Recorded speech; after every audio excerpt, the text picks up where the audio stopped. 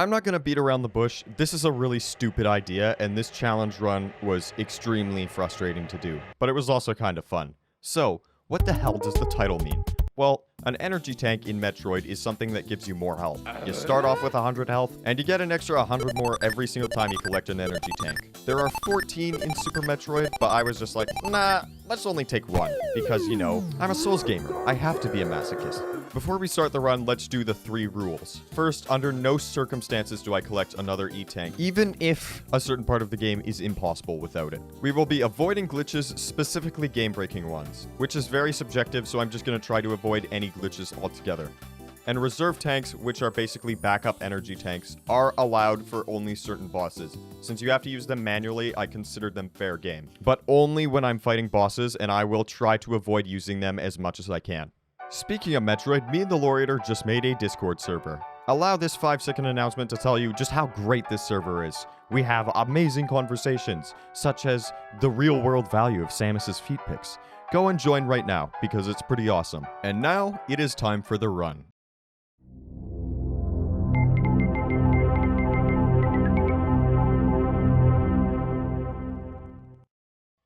So for the purpose of the video being interesting, we're just going to skip past the start of this game. Pretty much all that I can say about the first 2 areas was it was harder than normal, but like did everything completely normally. But here's the items I got: Morph Ball Bomb, missiles, you know, Morph Ball, all that stuff.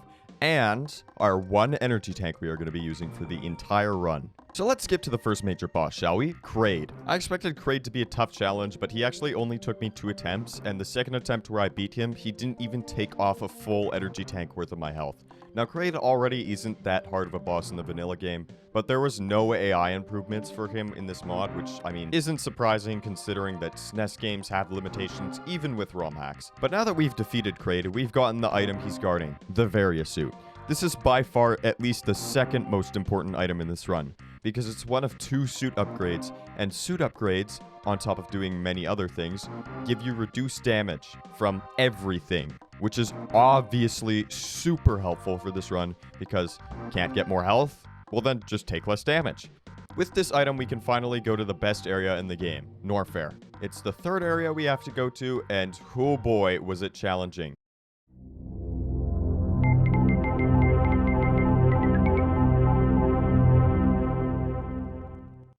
It took me 3 attempts just to get to the side of Norfair that I need to get to for the next items. So yeah, going across a part of the map took more attempts than killing one of the major bosses in this game. The main cause of this were these 2 enemies that just jump around and are super annoying.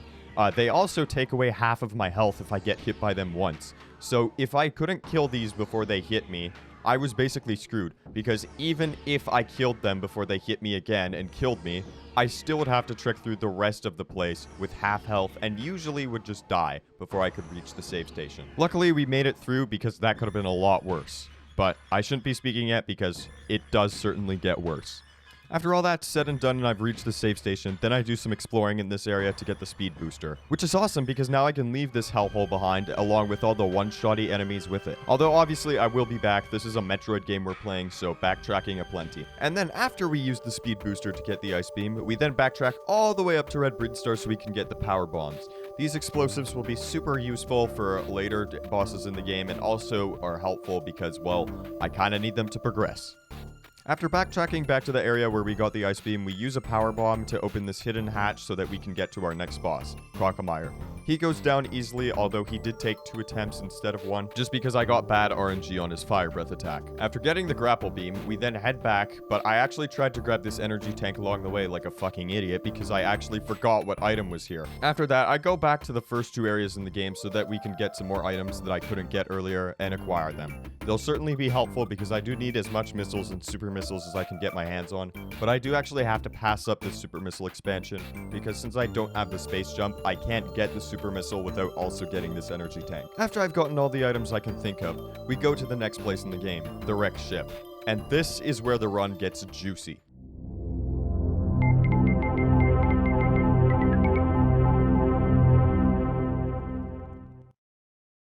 We arrive to the wrecked ship, and the first thing you have to do here to be able to do anything is to defeat the area boss, Phantoon. And oh boy, this guy in the regular game is easily a candidate for worst boss in the entire game. But in my opinion, he's the second worst, because one of the bosses is slightly worse than him. But in the regular game, he's super annoying to fight. In hard mode, he is actually insane, because most of his attacks do 40 damage, which means I can only tank about 5 hits for this guy before I'm just dead. Even with reserve tanks, it's not much better. Oh yeah, speaking of reserve tanks, this boss is the first one where I actually got desperate enough to pull them out. And he also has a ton of health. Just for some perspective, I managed to get all of the game before this point done in just about 2 hours. All in the same day. That means I did the first 2 areas, killed Kraid, got all the items, killed Crocomire, got all the items there, and then got to the wrecked ship all in the same day within 2 hours. Then the next 2 to 3 hours were spent fighting this one boss. It was ridiculous. But anyways, this first day, where I got all of this stuff done, I ended up quitting after 4 deaths in because I knew that I just needed to do this another day, and I was already getting kind of tired. The next day, I boot the game back up, and I realized something. I have 29 health in my first energy tank, which means I have basically 129 health, which is quite a bit lower than 200, so I decided to get the 200 health. That must have been why Phantoon was so hard, right? Well, no, it barely helped at all. About 20 attempts in, and I'm switching strategies like crazy. I'm trying to use the hidden beam combos in this game. I'm whipping out everything to try and beat this boss. And it doesn't seem to be helping. Although I am certainly getting better and learning more about the boss, it's pretty painful at this point, but it's still a long way from over. About an hour and 1 recording later, Phantoon finally goes down. It took me 33 attempts, but it honestly could have been 40 because I ended up losing track, but it was around that much. But I was so glad to be rid of him, because with him dead, now the wrecked ship's power is on, and in the wrecked ship lies the most important item for this entire run, our second suit upgrade. But it's not over yet. The wrecked ship is a very hard area, even on vanilla mode, so obviously with this challenge run, it is super, super ridiculous. It took me a long time. I did get the missile expansions and all the items here, but after a long time of exploring, I died quite a few times. But it took a whopping 21 minutes to get the second suit upgrade. Ladies and gentlemen, I present to you the most important item in this game, the gravity suit. The gravity suit makes you take half damage, so with that stacked on the various suits halved damage as well, it means I take a quarter of the damage I usually would if I wasn't wearing any of these suits, which obviously is super helpful. Then I get the rest of the items in the wrecked ship and criteria, and then we head to the next area in the game, Meridia.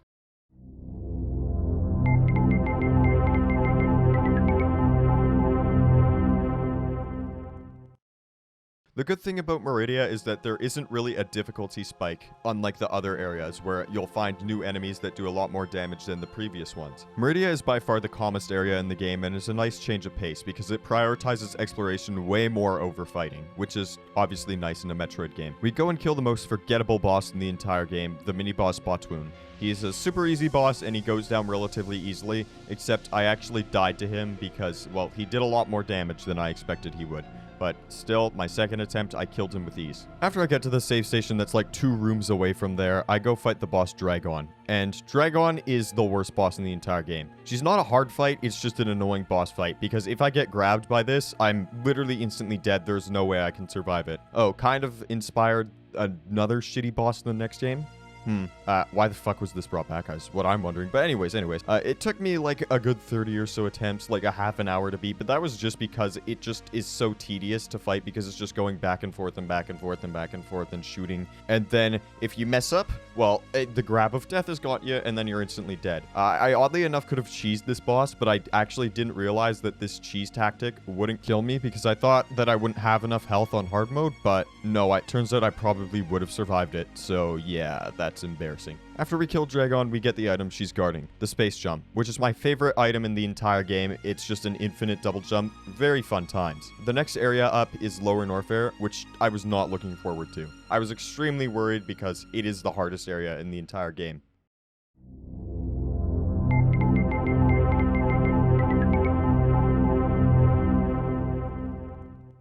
So I had a right to be worried about Lower Norfair. As I said, even on vanilla, the enemies here do insane amounts of damage. So the gravity suit has fulfilled its purpose by now. The one redeeming part about this area though is that it's the shortest in the entire game and also just has the best theme in the entire game.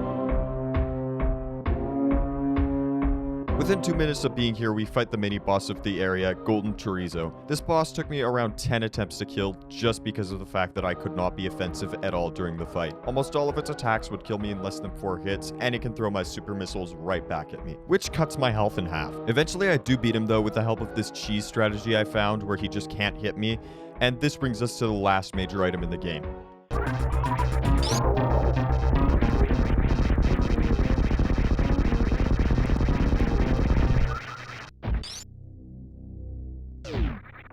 The screw attack.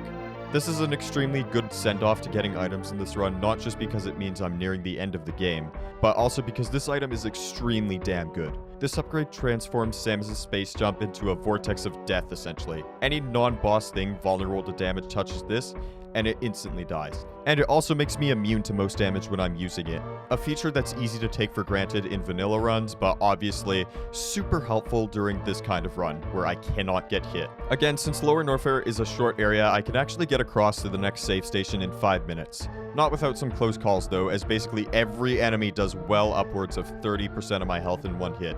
But I manage. After saving here, I continue to go even lower and get destroyed by these enemies. I get past them by playing super passively and defensively, but next up are 2 enemies I was worried about fighting for the entire game. These 2 silver space pirates are a nightmare to fight even on a fully equipped Samus with near 100% items, since they are invulnerable like 99% of the time, and do a ton of damage. I knew this was gonna be a nightmare, and it wasn't at all. For some reason, this only took me 1 attempt, and I have no idea how, but I only got hit twice.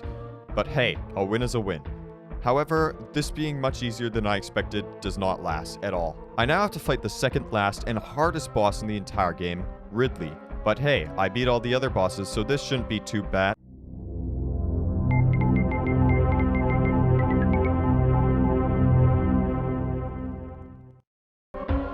Ridley is a fucking nightmare. Even if I use glitches like this one called the murder beam to cheese him, I still die. This fight was actually so tough I had to switch to vanilla mode to beat it. Wait, put down your pitchforks, I can explain.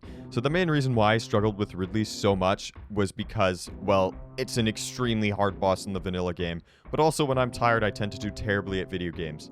I know, shocking concept. So if you guys really want me to beat him on hard mode and post footage of it, then I'm more than willing to oblige. However, I believe the hard mode hack was somewhat embedded in the save file because even on vanilla mode, I did take less damage, but I was certain he had buffed health. Way more health than usual, it felt like. But before we move on, I just want to give you guys some perspective on how difficult this fight is. Ridley in the vanilla game has a whopping 18,000 HP, which to some gamers might not sound like a lot. But the super missiles, which are the most damaging item in this entire game, hit for 300 damage roughly. They had to buff them to do double damage, probably because the devs saw how ludicrously tanky Ridley was and just was like, okay, well, we need to do something about this. Anyways, this mod does not say how much it adjusts each enemy's individual health and damage. Some enemies seem to have 6 times their normal health, while others seem to just have double. So you kind of have to guess. But let's lowball our guesses and say they doubled Ridley's health. That is 36,000 health. It would take you hitting 50 super missiles, because that's the max there is in the entire game, and not missing a single shot, by the way, which is near impossible, and then hitting 60 missiles perfectly as well,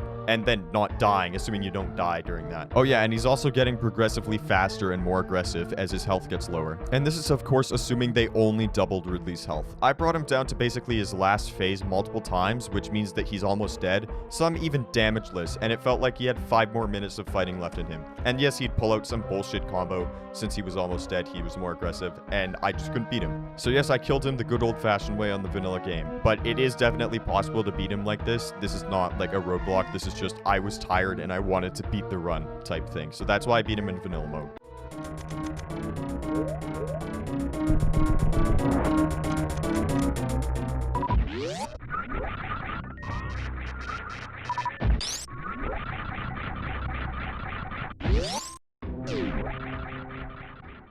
Since I already got the last time in the game, and I can't pick up energy tanks, I got no reward for killing Ridley, but killing him is required to progress, so I mean, at least we're at the end of the game. I book it as fast as I can out of Lower Norfair because I do not want to be there any longer than I have to be, and I was satisfied with all the items I had. So I decided, let's do it. Let's finish this run. I go to the one place I could not go to by now in Criteria and access the elevator. We are now in the last area of the game. Tourian.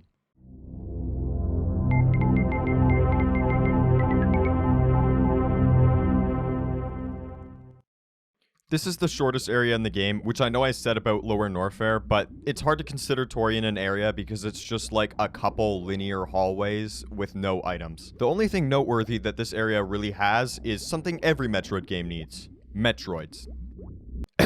What every Metroid game needs. Metroids are really annoying to fight, especially in this game, because if they latch onto you, well, good luck getting them off without wasting half of your resources. So you basically have to rapidly freeze them quickly and then spam missiles into them, and they will ambush you because they put like 5 of these at a time in like a single room. So it gets insane. After clearing 3 hallways of these things, I get to this special one that looks different, where this enemy almost kills me. But it's not the deadly part of this room. That is. So I'm trying not to spoil why this is happening for people who for some reason have not played this masterpiece, which is one of the most influential games ever created. So I'll just leave it at, if you know, you know. After we get sucked off by our big friend here, we recharge our energy and munitions, and save at the final save station. Which now that I've done, there is literally no going back now. You see, saving here locks you in Lower Tourian, with no means of escape, outside of using glitches to break through the fabric of reality. So I am stuck. Now, I teased at the start of the game that there was a problem in this run, making it effectively impossible. And this is where that comes in. The final boss of this game has an attack that triggers a cutscene. The problem? This attack does 300 damage in the vanilla game, and I do not have 300 health. So yes, even though I got far, there is no way to beat Super Metroid with just 1 energy tank on vanilla, let alone on hard mode. It was a fun run for the most part while it lasted, but yeah, joke's on you guys. You think I would actually go this far into a challenge run and just give up this close to the end? Nah. So let's rewind and I'll explain what just happened. The glitch I just did is called the Pillar of Light glitch. Since I don't want to take a ton of time explaining it, I'll just do the for dummies version of it. Basically, I triggered this glitch where I go through the room at the same time of basically killing myself. My reserve tanks trigger. Since it's triggering at the exact time as the door transition animation, causes some weird stuff to happen, which is why this room might look off to you. After I trigger the Mother Brain boss fight normally, I do this secret technique called the Crystal Flash, which restores my energy and reserve tanks. Then after fighting through the boss normally, I get her down to the point where she does the unsurvivable attack. Except, this time, I do a combination of buttons where basically it involves me opening the X-ray visor and then deselecting it at the same time, pausing with frame perfect timing and reopening the X-ray visor. And then it does this Pillar of Light thing. Then I just let go, and then boom, I get healed. I don't want to go much more into it than that, but you can look at the explanation for the glitch down in the link in the description. And before the comments go, Zeratone, you're on vanilla mode! I did that because I wasn't sure if this glitch would work on the hard mode mod. But I did treat it as the such, since mathematically with 2 reserve tanks, I should be able to survive with 1 energy tank. But in hard mode, I evidently would not be able to. So that's why I pulled out this glitch. The others are much more anticlimactic, and this one is basically just fighting the boss normally minus dying to the literally impossible to survive attack. So, yeah, this was the best option. After Samus gets her ass handed to her by the Mother Brain, then the baby Metroid is a good boy and decides to suck her off as well. Everyone gets equal treatment from this guy, except when he comes to suck us off the second time, he actually gives us Mother Brain's secret power. Samus is now imbued with the power of Mountain Dew and Doritos.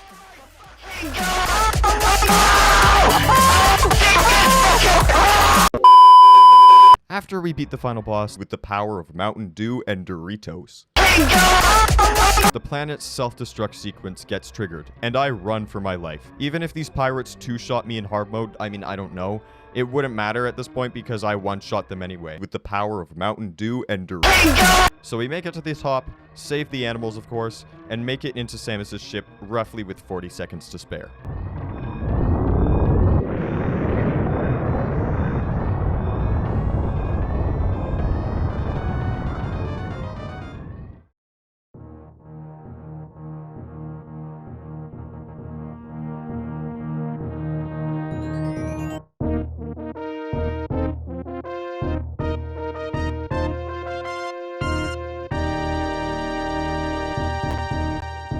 So the question, can you beat Super Metroid with 1 E-Tank on hard mode? Well, yes and no. If you want to do it completely glitchless, then no. But also, glitches are part of what make a challenge run so good in the first place. So, I mean, it's up to you. This run was insanely fun, so please suggest any other challenge runs you guys might have. And yeah, I really enjoyed this video. Remember to join the Discord server. And if you're a Metroid fan, make sure to like and subscribe to look out for more challenge runs.